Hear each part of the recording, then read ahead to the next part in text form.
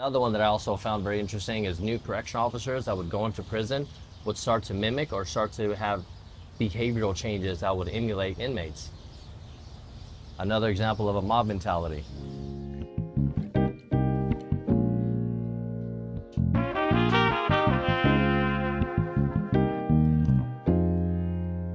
Rolling? Rolling, dog. Rolling. All right, this is the first time where I'm actually gonna, it's a list of things. So I keep getting asked all this week, how was I able to change, or what was a pivotal moment in prison that had me thinking or acting differently, or me wanting to be different? And I always thought that it was a certain moment, but it's not a certain moment. So lately I've been researching mob mentality, also known as conformity, group thinking, social norms, peer pressure, mob mentality, social identity therapy.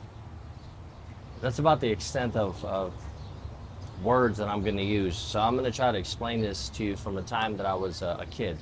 So I'm going to take you time to where I came to America. I was very young. I joined a gang, one that wasn't my own ethnicity. So this gang welcomed me in. So I was looking for some sort of acceptance from a family. But even while I was in a gang, I always did my own things. Like, I was very, very observant. I always viewed myself as being very, very different. So one would say that even though I joined a gang, I still conformed to the gang. I did, but I still viewed the world and I viewed the gangs much differently than the average person, because I always knew that I was different. I wasn't Mexican, but I still ran with them because there was a sense of comfortability. And then I was unsure about my own household, so I joined the gang. And then in school, while I went to school, I didn't join any peer groups. I didn't join any glee club. I didn't join the chess club. I didn't join your normal groups that most people would look at as like social norms in school, like in high school. I was still a little bit differently because I had my own gang. So I didn't really adhere to what we would call the mob mentality or peer pressure or trying to fit in, because I definitely didn't fit in. Then I went to juvenile hall. I was never really one to follow the rules. I wasn't really one to adhere to all of the rules that my own gang set for me. So I was always a little bit of an outcast, or what we would know as a black sheep. And then enter prison. So I get to prison, and I still didn't adhere to all of the norms that even in prison we have to adhere to. I did it just so that I can belong to the group that I belong to, but I still found myself always pushing the envelope, always wanted to be a little bit different. And I think it's these desires or interests that I've always had to be different and not to be normal, even though I still belong to a group.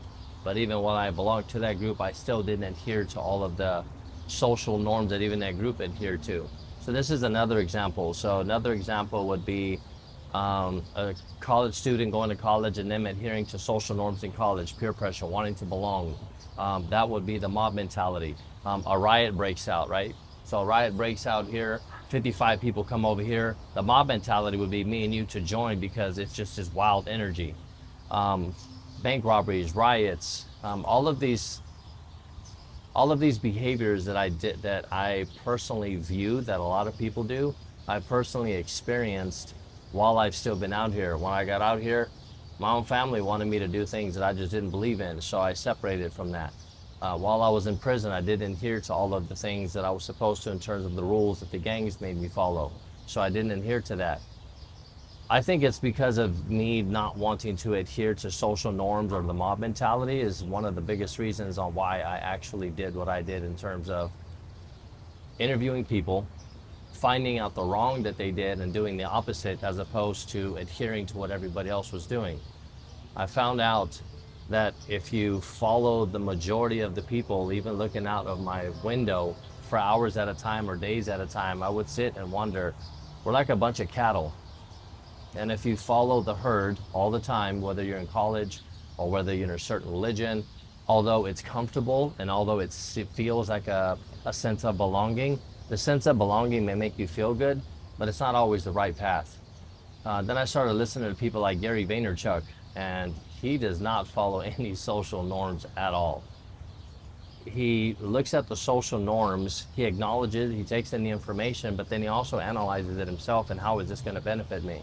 Because if you constantly follow your parents' teaching, your friends' teaching, your spouse's teaching, social norms, political norms, religious norms, these are all of the masses or the mob mentality.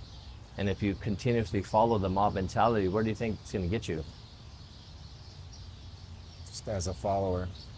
Then there's nothing wrong with being a follower. I'm not saying that it's not appropriate to be a follower, but I haven't gotten to where I'm at in my life because I followed the mob mentality or social norms.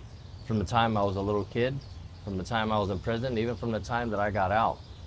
Like, people didn't want me to go to college. I went to college because if I'm going to listen to somebody, if I'm going to follow somebody, they have to have something that I currently want, that I don't possess.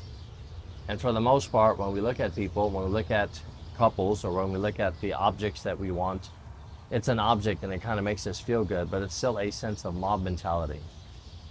And then I started researching on what these terminologies are.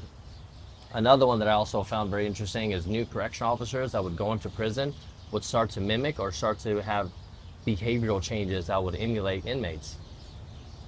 Another example of a mob mentality. Or a person leaving home, going to another country, and start adapting those behaviors, mob mentality. It's been going on for a very, very long time. Yeah. Longer than I can remember. The Salem witch trials, same thing. Mob mentality. Burn them. And now we look back at it and be like, oh my God, what were we thinking? Witches? Are you for real?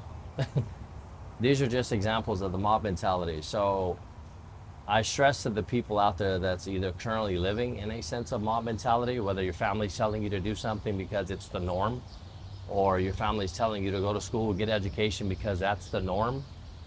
I know plenty of people that have no college degree and are very successful. I do have a college degree. I'm fortunate enough to have went to college, and I've also practiced everything that that college has taught me and has made me much more successful. So I'm not knocking college. I'm not telling you to go or not to go. I'm saying if you are going to go, maybe find out the reason why you're going and not waste a lot of time, have direction and purpose. Following a mob mentality may make you have a sense of fulfillment and accomplishment of belonging to something. Like, I've actually accomplished something, I belong to something.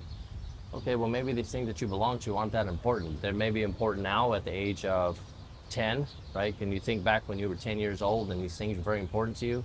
And then you're 20, and then you think back to when you were 10, you're like, it's not even important. Well, take it from me. I'm 46. When I was 36, I was much different. When I was 26, much different. When I was 16, much different. When I was 6, much different. It's very, very important not to get so wrapped up into these mob mentalities, whether if it's online, social media. You post something one day, you get a bunch of likes. You post something the next day, you don't get likes, and all of a sudden you feel sad. Yeah. I find it very, very brave to actually stand on your own 2 feet. And then when you get challenged, or when somebody comes up against one of your beliefs, if you can stand on your own 2 feet and actually defend your belief, no matter if it's against one person or 3 people or 10 people or 25 people, that's when you actually develop a lot of courage and a lot of discipline. If you just run with the crowd, that's easy. I mean, for the most part, I don't really run with a whole lot of crowds now. I actually facilitate the ability to host a safe space for a lot of crowds, but I'm not running with the crowd.